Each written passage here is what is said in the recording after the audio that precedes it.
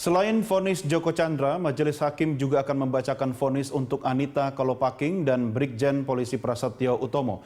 Dan pemirsa, untuk mengetahui tanggapan Joko Chandra atas putusan hakim, kita segera bergabung dengan reporter Reynard Christian dan juga juru kamera Berki Marindo dari Pengadilan Negeri Jakarta Timur.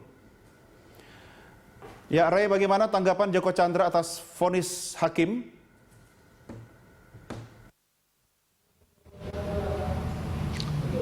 Ya, selamat sore Doni dan juga pemirsa. Tadi pukul 3 siang tadi sidang putusan terhadap tersangka, maksud saya terdakwa pembuatan surat jalan palsu yaitu Joko Chandra telah selesai, di mana pihak Pengadilan Negeri Jakarta Timur menjatuhkan hukuman 2 tahun 6 bulan kepada Joko Chandra. Hal ini lebih berat daripada tuntutan JPU sebelumnya yang hanya 2 tahun, di mana Joko Chandra ini terbukti melakukan pelanggaran terhadap pasal 263 ayat 1 KUHP junto pasal 54 KUHP ayat 1 KUHP, yaitu terkait pembuatan surat palsu, dan untuk itu pihak Pengadilan Negeri Jakarta Timur menjatuhkan hukuman yang lebih berat daripada tuntutan JPU sebelumnya.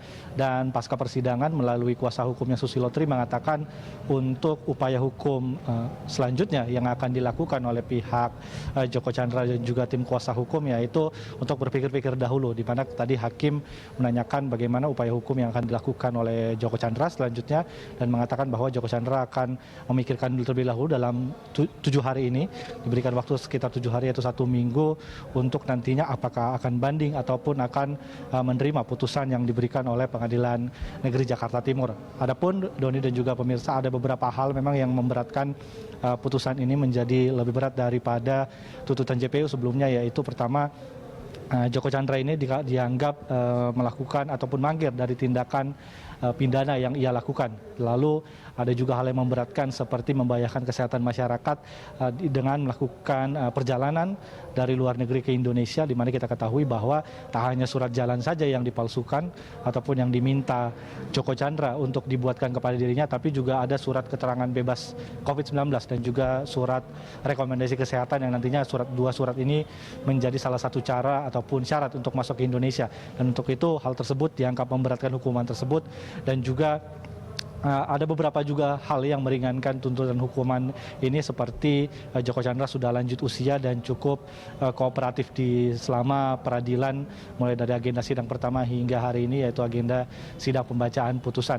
Adapun beberapa pembelaan juga memang dikeluarkan oleh Joko Chandra dan juga tim kuasa hukum yang menganggap tadi dikatakan Joko Chandra tidak mengetahui ataupun bahkan tidak pernah melihat surat tersebut. Namun pihak Hakim Ketua Muhammad Sirat mengatakan bahwa dari fakta yang telah disidangkan dan dari berita acara persidangan diketahui bahwa surat itu sudah digunakan, dan untuk itu inisiasi ataupun pembuatan surat itu melibatkan Joko Chandra, dan membuat Joko Chandra sudah pasti ataupun dinyatakan terlibat dalam pembuatan surat jalan itu, di mana surat jalan itu digunakan 2 kali untuk melakukan perjalanan dari luar negeri ke Indonesia.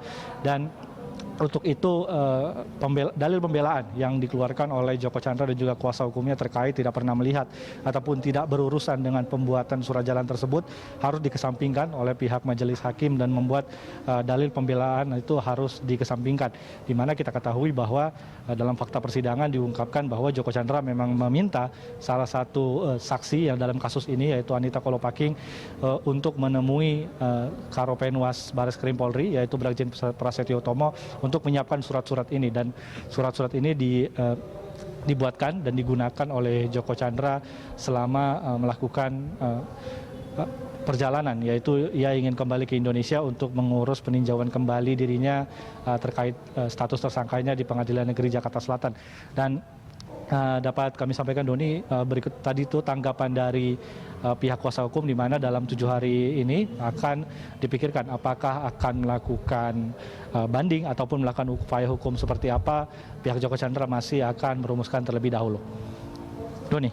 Ray, lalu bagaimana dengan putusan Anita Kolopaking dan juga Brigjen Polisi Prasetyo Utomo? Apakah hakim juga sudah memutuskan?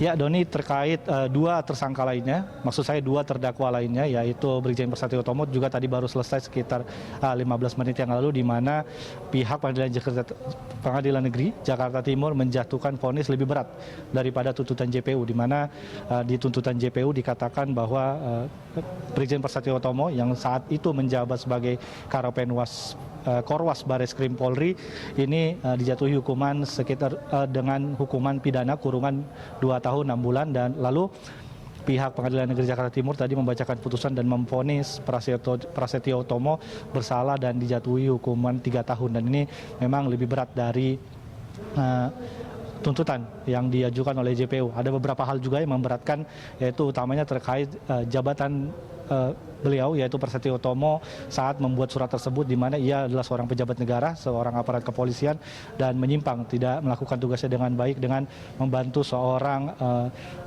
terpidana ataupun seorang yang memiliki kasus hukum. Ada beberapa pasal yang memang dilanggar, seperti juga Joko Chandra, yaitu pasal 263 terkait surat palsu, dan juga pasal 426, yaitu membantu seseorang yang dirampas hak kemerdekaannya untuk melakukan tindak pidana secara berlanjut, dan juga pasal 221, yaitu menghalang-halangi penyelidikan selama penyelidikan kasus surat jalan palsu ini dilakukan. Dan selain Prasetyo Utomo, ada juga hari ini dan kini sedang berlangsung, Doni dan juga pemirsa, yaitu pembacaan putusan terhadap Anita Kolopaking. Kita masih menunggu bagaimana putusan, apakah akan lebih berat dari tuntutan JPU ataupun tidak, kita masih harus menunggu. Namun bila kita melihat sebelumnya, tuntutan JPU ini adalah 2 tahun 5 bulan, juga melanggar pasal 263 KUHP ayat 1 dan juga pasal 221 maksud saya, yaitu membantu ataupun memberikan bantuan terhadap seorang yang memiliki kasus kriminal. Dan persidangan masih berlangsung hingga kini, Doni, dan kita masih akan menunggu bagaimana jalannya sidang dan bagaimana hasil putusan terhadap Anita Kolopaking. Doni. Selamat bertugas kembali, Ray. Pemirsa, demikian reporter Reynard Pardede dan juru kamera Berki Marindo melaporkan langsung dari Pengadilan Negeri Jakarta Timur.